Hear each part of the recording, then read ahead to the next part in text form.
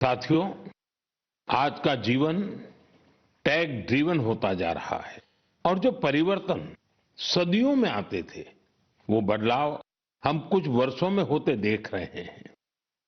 कई बार तो कुछ लोग चिंता जताते हैं कि रोबोट्स कहीं मनुष्य को ही ना रिप्लेस कर दें। ऐसे बदलते समय में ह्यूमन डेवलपमेंट के लिए अपनी जड़ों से जुड़े रहना बहुत जरूरी है।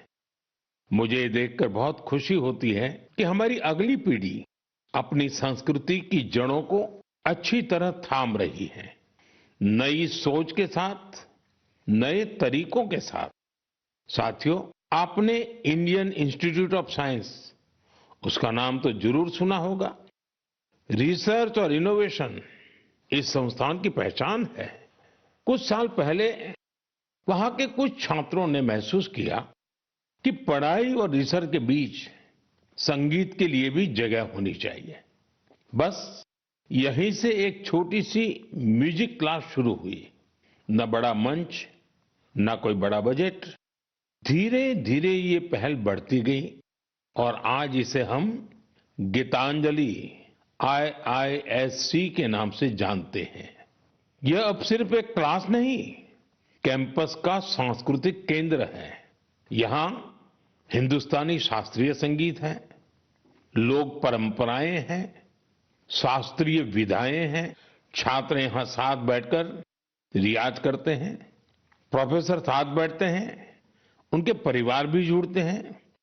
आज 200 से ज्यादा लोग इससे जुड़े हैं और खास बात ये कि जो विदेश चले गए वो भी ऑनलाइन जुड़कर इस ग्रुप की डोर थामे हुए हैं। साथियों, अपनी जड़ों से जुड़े रहने के ये प्रयास सिर्फ भारत तक सीमित नहीं है। दुनिया के अलग अलग कोनों और वहां बसे भारतीय भी अपनी भूमिका निभा रहे हैं। एक और उदाहरण जो हमें देश से बाहर ले जाता है, ये जगह है दुबई। वहां रहने वाले कन्नड़ा परिवारों ने खुद से एक जरूरी सवाल पूछा। हमारे बच्चे टेक वर्ल्ड में आगे तो बढ़ रहे हैं, लेकिन कहीं वो अपनी भाषा से दूर तो नहीं हो रहे हैं। यहीं से जन्म हुआ कन्नड़ा पाठशाले का, एक ऐसा प्रयास जहां बच्चों को कन्नड़ा पढ़ना, सीखना, लिखना और बोलना सिखाया जाता है। आज इससे 1000 से ज्यादा बच्चे जुड़े हैं। वाकई कन्नड़ा नाडु नुडी नम्मा हेम्मे, कन्नड़ा की भूमि और भाषा हमारा गर्व है। साथियों, एक पुरानी कहावत है, जहां चाह वहां राह।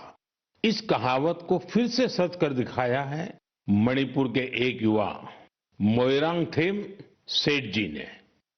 उनकी उम्र 40 साल से भी कम है। श्रीमान मोइरांगथेम जी मणिपुर के जिस दूर सुदूर क्षेत्र में रहते थे, वहां बिजली की बड़ी समस्या थी। इस चुनौती से निपटने के लिए उन्होंने लोकल सॉल्यूशन पर जोर दिया और उन्हें ये सॉल्यूशन मिला सोलर पावर में।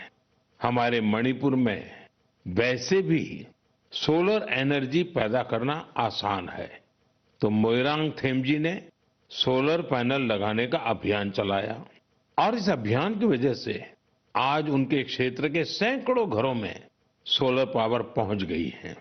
खास बात यह है कि उन्होंने सोलर पावर का उपयोग हेल्थ केयर और आजीविका को बेहतर बनाने के लिए किया है।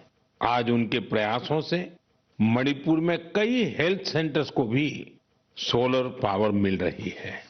उनके इस काम से मणिपुर की नारी शक्ति को भी बहुत लाभ मिला है।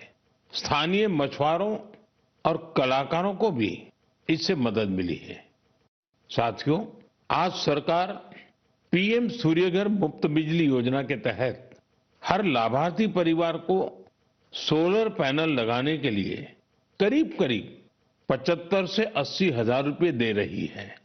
मोइरांगथेम जी के ये प्रयास यूं तो व्यक्तिगत प्रयास है, लेकिन सोलर पावर से जुड़े हर अभियान को नई गति दे रहे हैं।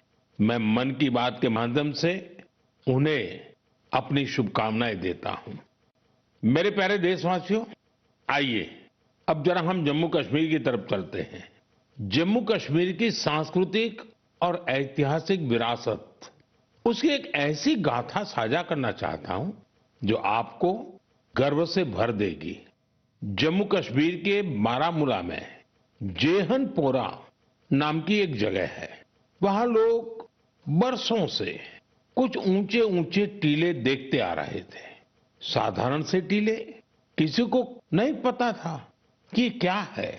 फिर एक दिन आर्कियोलॉजिस्ट की नजर इन पर पड़ी। जब उन्होंने इस इलाके को ध्यान से देखना शुरू किया तो ये टीले कुछ अलग लगे। इसके बाद इन टीलों का वैज्ञानिक अध्ययन शुरू किया गया। ड्रोन के जरिए ऊपर से तस्वीरें ली गई, जमीन की मैपिंग की गई और फिर कुछ हैरान करने वाली बातें सामने आने लगी।